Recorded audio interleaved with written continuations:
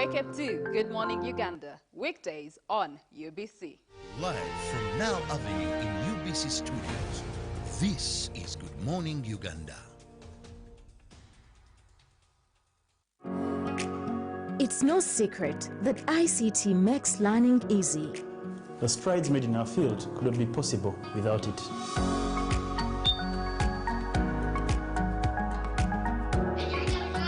And now we can watch our favorite show. My radio is my best friend. UCC provides an enabling regulatory environment and policy guidance for healthy competition. We also facilitate ease of doing business in the communications sector through licensing, standardization, spectrum management, tariff regulation, rural communication development, and consumer empowerment. An informed consumer is an empowered consumer. UCC supports local content and innovations. Driving the development of a robust communication sector in Uganda is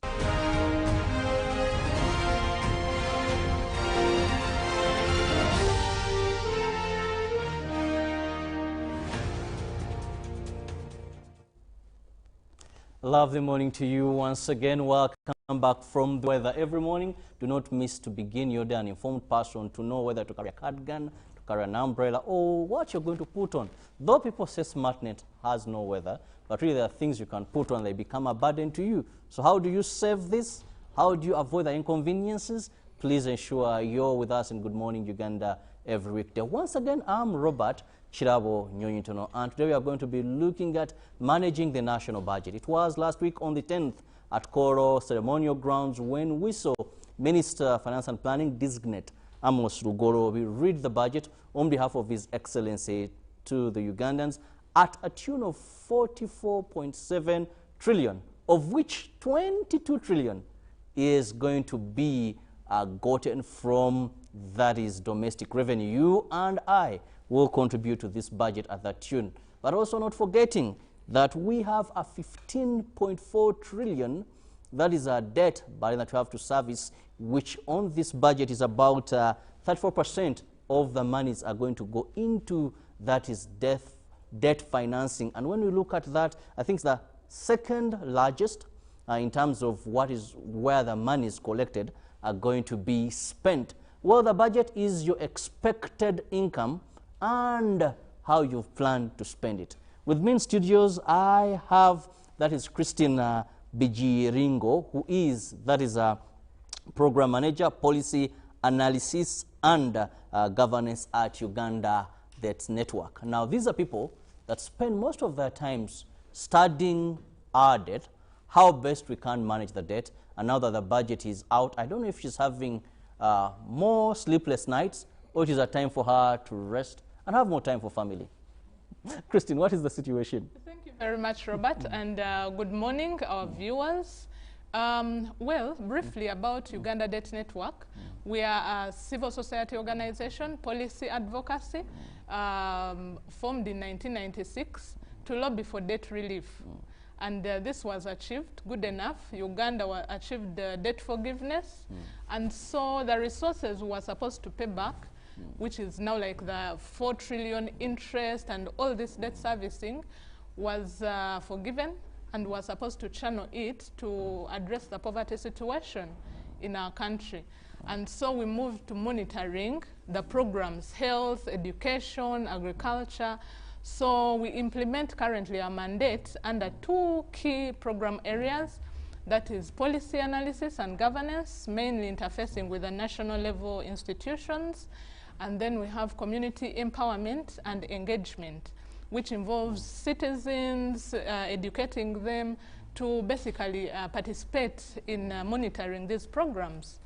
And so about the budget, the 44.7 trillion budget, like you rightly note, we are servicing debt to the tune of 15 trillion, 15.4, yes, to be specific. And overall, my comment on the budget is that it looks promising as it is. It looks rosy. It looks good. It's a pro-people. It looks a pro-people budget. And I note it looks, it does look, because We see focus on agro-industrialization. Yes, we see focus on increasing the teacher-pupil ratio. We see focus on increasing health workers, and which is welcome, of course, in these COVID times, as well as recapitalizing, for instance, the UDB, Uganda Development Bank, to boost, you know, production. But then, we also see debt sustainability, towards debt sustainability, and the minister designate promised that they are going to focus on concessional borrowing, which is cheaper, of course, and all these are welcome moves. But whether that is actually going to be realized or done is another thing, because like you mentioned, we expect to collect 22 trillion domestically, and of course the rest of the revenues to finance the budget, we are told we shall borrow to the tune of 2.9 trillion domestically, about 6 trillion externally, and then we have our oil resource will contribute 200 billion, among other things. But in this context of COVID, we see, first of all, this current lockdown we are in was not anticipated as they were preparing the budget. I don't think they factored that in. And then businesses have collapsed. Some of them have completely closed from last year when we were hit by this pandemic. And so we even see the economy growing at a lower rate this time. We are growing at 3%. The minister alluded to growth of 3.3 moving forward. And yet in 2019, they had projected that we would grow at 6.8 before COVID. Don't you think some of these, the budget has provided shock absorbers? When you look at that is recapitalizing, that is the Uganda Development Bank, where now we know that medium, small-scale enterprises can have an opportunity to go and get money from there, so they have liquid cash inflow. We've had a number of stimulus packages that the president came up with for various sectors that will help them thrive through this trying moment. Robert, that is why I said the budget looks rosy. But you know, when we fail to realize the projected revenues, which is most likely, which I project, because we have been hit by the pandemic, business is not growing. Our debt, on the other hand, is growing. Yeah, we have put aside an 8.5 trillion shillings to refinance domestic debt, and that means we are going to be borrowing to pay back this loan. So whether we shall have enough money left to now put in these areas is another thing, because when we don't have enough money, naturally, even you at home, when you project to collect a certain amount and then you're not able to raise all of it, of course you have to prioritize according to what you have. Why do you have a feeling that maybe we'll not be able to raise the 22 trillion? Is it because of COVID, or because many people would believe that, yes, we must accept globally countries have been hit, but also with the budget you get priorities. Does this mean that we are getting our priorities wrong, that even when we put them into sectors, these sectors may not be able to pay back? Yeah, even from past practice, COVID, yes, is definitely one of the reasons we might not be able to achieve our projected revenues. And from past experience, our priorities are, when we are not able to raise this money, of course we cannot cut out the debt. We must pay the debt, yes, the 15 trillion. We cannot cut out defense and security, for example, which is taking 6.9 trillion. We cannot cut out now the MP's bill, monthly wage, which has moved about members of parliament to 13 billion per month, up from 11 billion. And these were the fellows that were against, some were against just addition of one state minister. Just one. Yet we've had addition of about 100. Over 100, over 100 from new 4 MPs. to 6 to 5 to 9, yes?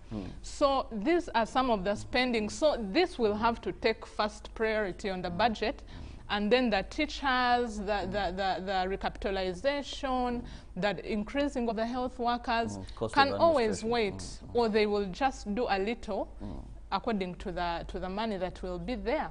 So that is where we get it wrong, because these are the productive sectors, these are the production sectors where you invest and expect to generate more income to be able to pay back the debt. But if you are going to pay the bill to increase the MPs and etc., you're spending. Government is simply spending and not investing. And so we are delving deeper into the debt trap. Because the minister noted that we are going to focus more on concessional borrowing, which, like I said, is cheaper, has a grant element, repayment period is usually a longer time. But we I think you don't have to offer security? No, you don't have to offer security, yes. But we see in the budget, we have quite some big infrastructure projects we have to continue with, like the Kabale Airport in Hoima, which is 50% constructed. And then we see the oil roads, again the national roads as well. We see compensations for the SGR, the standard gauge railway. And so you will not be able to get concessional borrowing for these. You have to go commercial. And commercial loans, remember, are expensive. The grant element is almost not there, and they require security. The other day, the Auditor General was very concerned that we are increasingly waiving immunity over government properties, both within and outside. So we are delving deeper into this debt trap.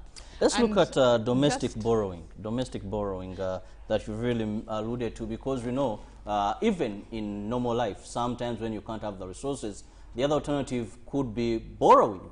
You borrow and you ensure you achieve what you've planned, maybe a project, or invest in it. When we borrow, are we putting the finances right? Domestically, we know government is going to be competing with the private sector. Yes. And that, in one way or the other, banks or commercial banks will have to hike, that is interest rates.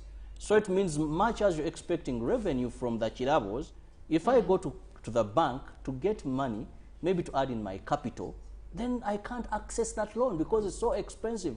I'll leave that to government. Looking at this domestic issue of borrowing, yes, do you think this is healthy for a country like Uganda?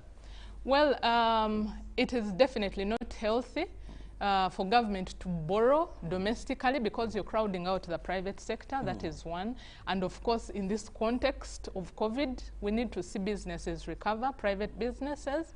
But while government is projecting to borrow up to the tune of 2.9 trillion domestically from the domestic market, we do not know if that might actually change, because last financial year we had projected to borrow up to 3 trillion domestically, but we ended up borrowing up to 6.8 trillion. And of course, again, because of COVID and other factors, the other calamities that befell us. But again, why government will be forced or is forced to move to borrow from the domestic market is because of the high debt, especially external. Our credit rating has changed, yeah? Last year, the Auditor General noted that Fitch, which is one of the credit rating agencies globally, gave us a medium from low debt distress score. What that means is that now when you go to borrow, yeah, because you're now looked at as easier to default, yeah, the possibility of defaulting is higher because you've moved from low debt distress to medium.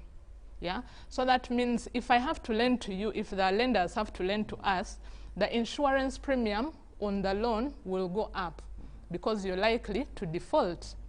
So the loans that we are acquiring from now on will be much more expensive, which will ultimately to the taxpayer, because later you will have to part with much more tax, with much more money to be able to pay back the debt. But again, we see we are not investing enough in the taxpayer, or rather in the productive sectors. So where will we get the money to now pay back? So it is all, you know, like a vicious circle. It is becoming a trap. Yes. Many analysts have said a big debt burden is not the problem. We've seen great world economies having a very huge debt burden.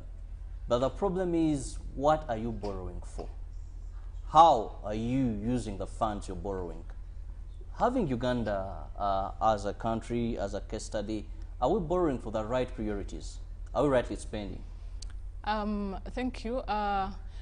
Like you mentioned, we are always, at Uganda Debt Network, we always say we are not against borrowing, okay, but rather we are for responsible borrowing. Yeah.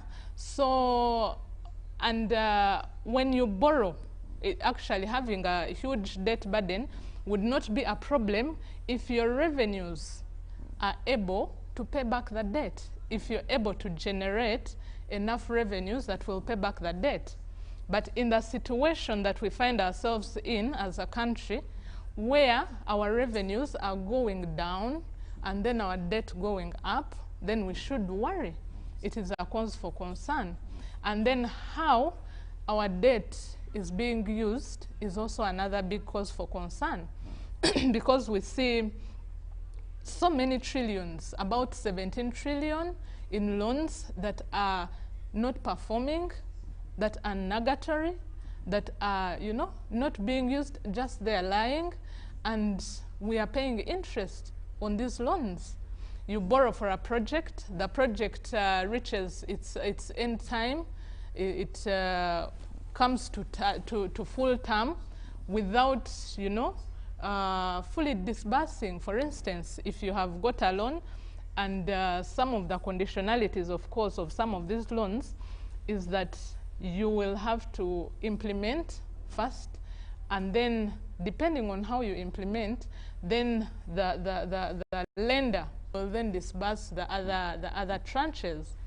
But if you have not yet hit that target, the condition, then the money will stay and you're going to pay interest for the lender to keep your money, which you have borrowed.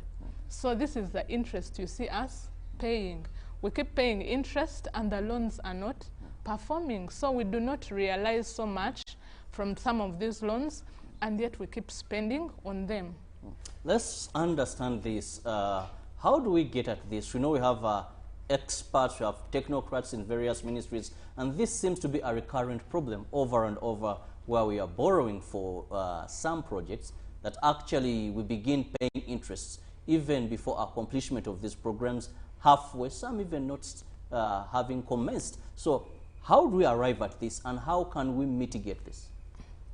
Well, sometimes we could say that the loan negotiators that we have probably, I do not know their interests sometimes, because you cannot negotiate a loan for the country and then you know we are not yet ready for the loan.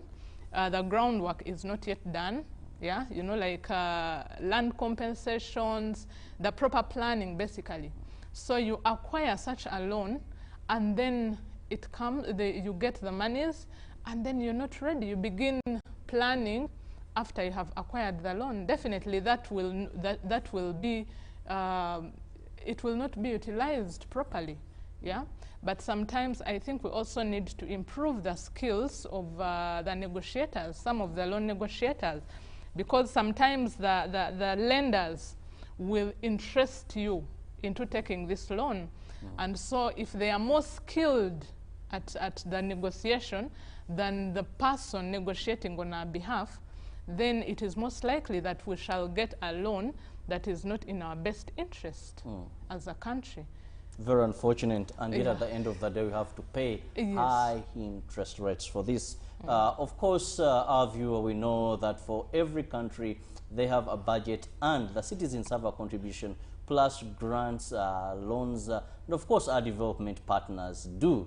One of the issues as we look at managing the debt and financing this debt burden, Christine, one of the things that comes to my mind is I always ask myself that for over and over we've talked about sustaining a huge percentage of our budget. And sometimes people attributed to this, that if you cannot sustain a huge percentage of your budget, then why do you try to be independent? How do we get to this? Well, it all comes down to how you prioritize, yeah? How you're investing your finances or your money to be able to recoup and then probably finance part of your budget, and then also, you know, like make sure that there is some money, especially with the households, to spend, and basically the quality of living. But what I can note is that, just as an example, over the NDP2 period, over the last 5 years, the total budgets, yeah, when you add up the budgets over the 5 years, came to about 150 trillion. And how was this spent? Just as an example, and maybe to show us how we have gotten here with the debt burden. So quarter of the NDP3 resources were spent on debt servicing, yes? And then the other quarter of the NDP2 resources was spent on government spending, you know, paying salaries and etc. So that is already half of the 5 years was just spent on non-productive. We would say non-productive really, because they are not generating much, you're just spending. And so another quarter was spent on infrastructure, that we could say is partly productive. But imagine only 7% was spent on the productive sectors, on agriculture, on trade and industry, on tourism. So if you look at just the 7% invested in the productive sectors, and that is where you expect to tax and recoup some money to pay back for debt. So I think we did not prioritize productivity to enable us generate some revenues. And so that is why moving forward, I am recommending my recommendation, and I call upon government to invest more in the productive sectors. I like the idea of in agro-industrialization, of course, improving market access, the road network, especially at the lower local levels, the parish levels. But then again, we see some kind of clawback, where we have now introduced the 12% tax on data and airtime.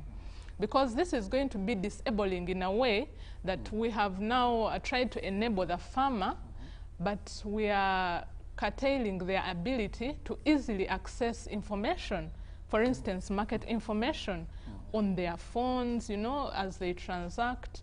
And then again, we are moving e-government. Ever since COVID, we are promoting e-government, tech development. But then again, this tax, the 12%, I see it as one of the disabling factors. But don't you think this has also been, when you look at this budget, government has allocated 134.9 billion, that is for extension or expansion of the broadband, at least up to sub-county level? Yes, and that is good. But then why, my view or my take is that we should actually open up and promote e-services, access to the internet, so that we, you know, reap 100%. But if we extend this, if we provide this, this amount, like you've said, and then we begin slapping the taxes, while you, Robert, at this point, you can afford to pay the 12%, trust me, the farmer, for the farmer, it is not that easy. Yes. Well, Christine, one of these revelations that you're talking about are sometimes even a bit shocking. When we talk about our national development plan, that is 1, 2, and now we're in 3, we expect that our budget priorities should also be in tandem with that. So how come we have this mismatch? Yes, I think we are still lacking in our planning, because we definitely see a mismatch in some of these of our planning documents. For instance, just like I noted, while the budget that was read is focusing, for instance, on promoting areas that are going to promote productivity, yes, to be able to boost human capital development. But what we see, the allocations speak something different. Yeah, we see that, for instance, the other sectors, maybe defense and security and infrastructure, they are taking the lion's share in actual sense, because we see governance and security taking 6.9 trillion.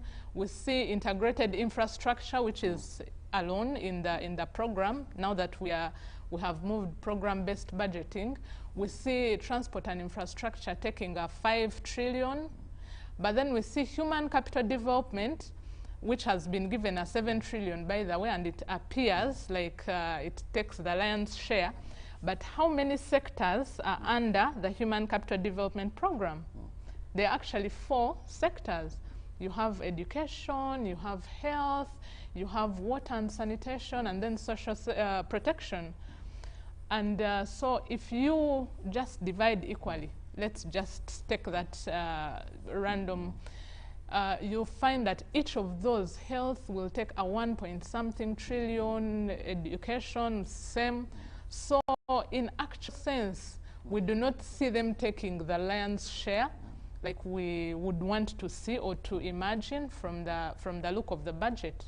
Don't you think some of these other sectors, yes, we would see works and transport or infrastructure take a big chunk of money and security. Don't you think that they're also in tandem, that one sector, they intertwine in the way they work together in terms of promoting productivity, that when you have good roads, automatically the cost you spend on mothers dying on their way to hospital, or much of the monies you spent in treating, is also catered for here. When you look at security, of course, we definitely know that without security, these other sectors will also not flourish. So if you look at a wholesome approach, don't you think that there's this intertwining and actually it's reflected properly? Precisely. I would want to see a balance among, like, because they intertwine, they are interlinked, but it is not a balance if we see one of the sectors or some of the programs taking a higher share that is so much higher than the rest. If health, for instance, is given 1 trillion, let's just as an example, health is given 1 trillion, and then infrastructure is given 5 trillion. Where is the balance? You will develop your roads, but how will the mothers access? Because you have not, for instance, constructed the health centers that you wanted to upgrade. So in the first place, how will they even use the road? So if we try to get a balance, if we give 5 trillion to infrastructure, why don't we give 3 trillion to the health sector, for instance, so that we try to close the gaps and we strike a balance, yeah?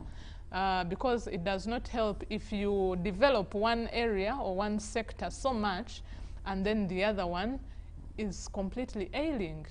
Yeah. So let's look at the tax base of this country. We know that every Ugandan pays tax. Every Ugandan pays tax. But we have what we call direct and indirect tax. Now, when we look at our tax base, people that indirect, those are persons and companies as well. You find that we're about maybe 1.5? 5, yes, up from 1.3. That actually up from 1.3 that do pay tax. How can government improve this?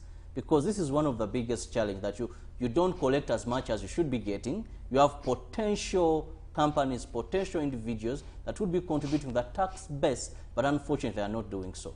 Yes, and good you mentioned about the tax base, which has increased, by the way, from 1.3 to currently 1.5. But unfortunately, we see the 1.5 taxpayers are deepened, they are overtaxed. And yet the tax base is wide. Government can, and I think that is why we are going agro-industrialization.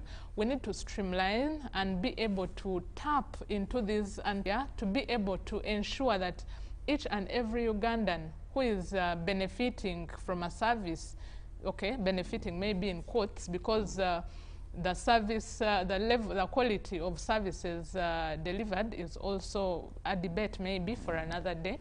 So if you are benefiting, then it is only proper that you're brought into the tax bracket so that you're able to contribute, and then we can generate even more taxes. Yeah, but we see the 1.5 are actually paying too much tax. You're overtaxing. There are different, you know, taxes that some even believe there is double taxation. Yes, on just one taxpayer, on the same individual. And so you're burdening this one taxpayer, and yet you have other areas that you could have collected maybe the tax from. So we would want to see the tax base broadened, and I'm sure a government can do the research and be able to get, because how many? Over 40 trillion Ugandans, and 1.5 is what is paying tax. Definitely. 40 billion, 40 million. Sorry, 40, million. 40, yeah. Hell, million. 40, you are not yet in trillions. It's only a national budget. Sorry. So I definitely think there's so much more untapped in terms of tax, and I would encourage government to continue. But then again, even before you get to the widening the tax base, how are we applying this tax that we are generating? Probably that is why some taxpayers' potential are evading, because the taxes that we pay, some of us hardly see what the taxes are doing. How?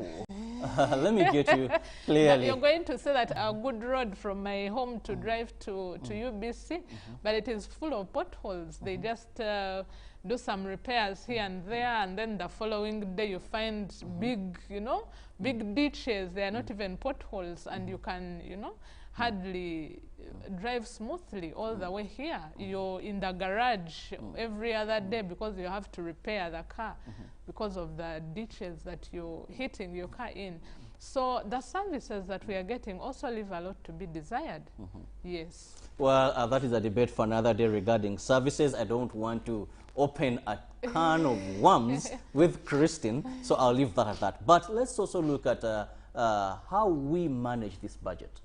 Public awareness to demand for services, public awareness to fight corruption, because it is different having a budget and also implementation. This is where we've had a challenge, Christine.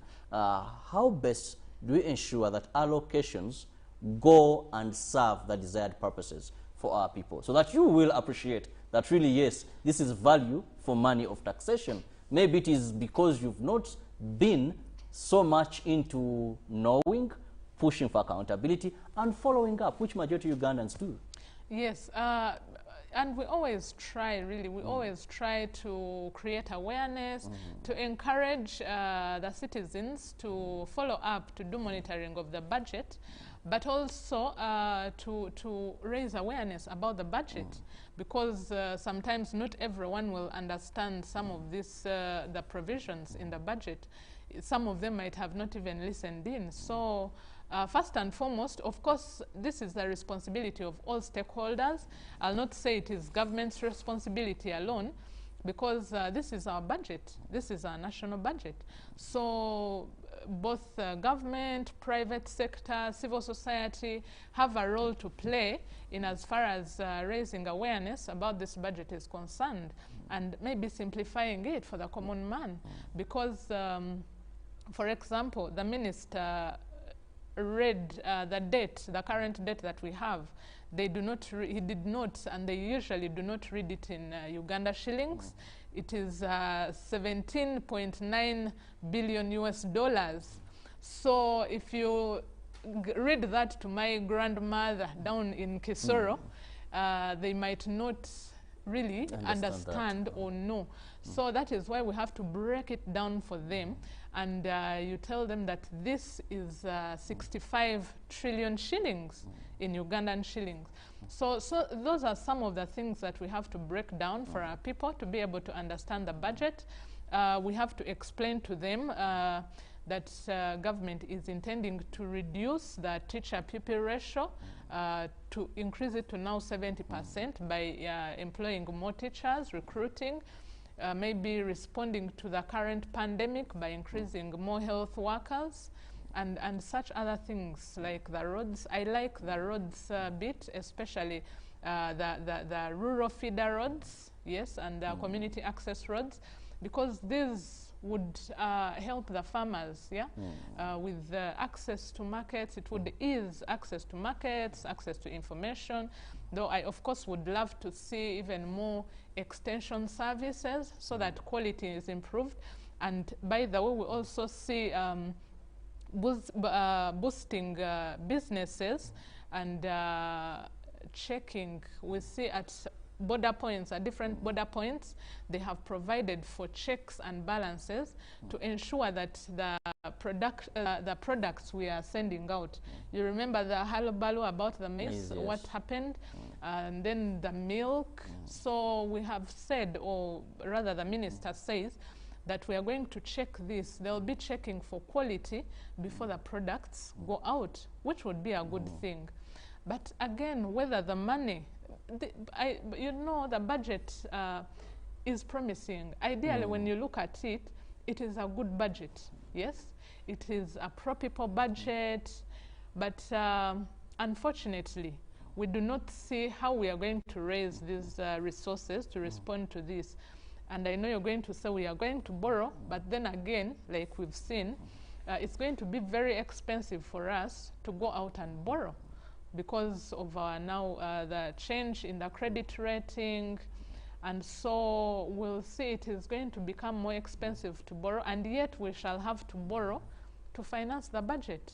We either cut down on the budget, and then we have the productive sectors usually cut out, or we borrow and then the debt continues escalating, and yet the revenues are not.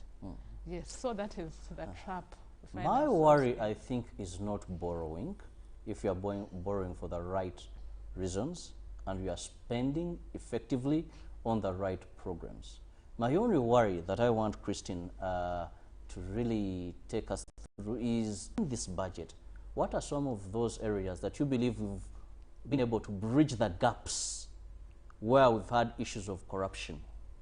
Have we empowered officers, the IGG? Have we ensured that we have more safeguards towards corruption?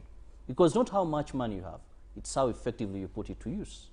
We've seen countries that have had budgets, the good thing is in East Africa almost, we read the budgets on the same dates. So when you compare and put that in Ugandan money, yes, sometimes there's a GDP, population, size of country that matter, but you'll find that there are countries that have a lesser budget than we have. But what they do is they have closed gaps of corruption, and they have ensured effective handling and effectiveness of programs. Yes, and I definitely do agree with you. Our problem is not so much the resources, but the management of the resources that we have. Because you'll find that maybe we might not even need to go much into borrowing if we were to be frugal and effective with the resources that we have. Because every year we see the Auditor General noting so much money going into, you know, corruption. Money that can build a hospital, a national referral hospital, and the report is clear, we lost this, we lost that. Exactly, and some of these monies, recouping them is not easy. I mean, they just, some of the culprits just walk away scot-free, and we just lose the money, Ugandans, in trillions and trillions of shillings. And we see, of course, we have a robust legal and institutional framework that we've always talked about. But the concern is the independence of some of these institutions. One, the independence of the institutions has made them unable to respond effectively to catching these, you know, the culprits, if I should call them. But then again, we also see the capacities, and they're always talking about them, different institutions, the IG, and many other institutions. They'll always talk about their capacities. They are not fully capacitated to be able to carry out their mandate. So in that area, you always see that that is why some of these cases, maybe some that are reported, they take so long to be addressed. and then to be, you know, like finalized, because we have very few officers that have to take on so many cases. This time I saw the judiciary is jubilating, at least this time around. Budget has been increased. We'll be able to recruit more judges. We'll be able to have more of these people being brought to justice. Yes, we always, that is our hope. That is what we always hope. But again, like we must remember, and like you earlier alluded to at the beginning, a budget is simply a plan. This is your plan. You plan to raise 44.7 trillion. But what is the actual? Yes? And we must, as we think about that, we must think about the circumstances that we are in. In the event that we fail to raise this, are we then going to fund all these priorities? Because maybe when they're in the budget, we'll think these are our priorities. Finally, a quick one in the interest of time. I see Ruben ready to take us to the world of sports. Christian, over a time in our budgets, we've had the informal sector being a priority, even in the president's various speeches. This time around, we've seen billions put for Emyoga, billions for the parish development model. But some analysts have argued that these monies we are pumping into this informal sector, these groups of people, are not doing as expected in terms of boosting our economy. I want your take on that. Yes, it is one thing to put so much money in this, the Emyoga and all that, but then it is another thing for them to actually do what they are intended to do. Because we have previously seen complaints and instances of access to these resources. Because while at this macro level, we have put money in this basket, maybe, you know, to boost and resurrect maybe businesses, to boost productivity. We have also seen access. There are complaints about access. It is not easy to access this money. Yes, that is one of the complaints, and why we do not then see it ultimately address some of these challenges that you're talking about, work. But again, I must talk about the parish development model that you're talking about. I think overall it is a very good model, because ideally you're promoting decentralization. You're bringing services closer to the people. But my only worry is about, again, our preparedness. How do we always do the planning to prepare the people that are going to be involved, for instance, in managing the 40 million that they're going to be sending to the parish chiefs? Have they been taken through? Are they conversant with managing some of these monies? So usually it is about the planning, that should ultimately deliver the expected service. But if at the planning you have not gone through and then, you know, ensuring that this money is supposed to do what it's supposed to do, then I'm afraid we'll always miss that. Yes. Well, I want to thank you so much. That is Christine Byiringiro, who is the Program Manager, Policy Analysis and Governance at Uganda Debt Network, for having found time. It is a proper budget, but she puts a but. We hope with effective supervision and bridging the gaps of corruption, and if we all work together, we will achieve this budget, and it will propel us closer to Vision 2020-2040. Have a lovely day. I'll leave you with Ruben Pima Kasera Chibirango to take you through the world of sports. Till tomorrow, same time, God willing. But remember, stay safe. COVID is around. Don't forget your mask. And of course, avoid gatherings if you can. God bless you. No transport. Don't be a vector to the people you live from as you come to town to fetch bread. God bless you.